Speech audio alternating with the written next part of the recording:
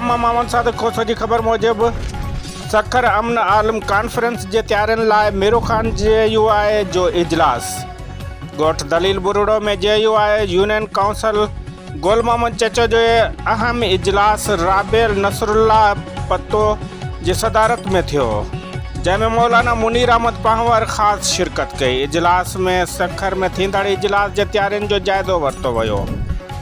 कारकुननि खे वधि खां वधि शिरकत करण जी दावत ॾिनी वई ऐं कॉन्फ्रेंस लाइ फंड पिणु गॾु कयो वियो। इन मौक़े ते नूरवा शाख जी खाटी न थियण ते सख़्त ॻणती जो इज़हार कंदे इख़्तियारनि खां मुतालबो कयो वियो त जल्द खां जल्द खाटी कराई वञे, ॿी सूरत में एहतजाज कयो वेंदो। नाज़रीन, सखर अमन कॉन्फ्रेंस जे तैयारियुनि लाइ मीरो ख़ान में JUI जो इजलास।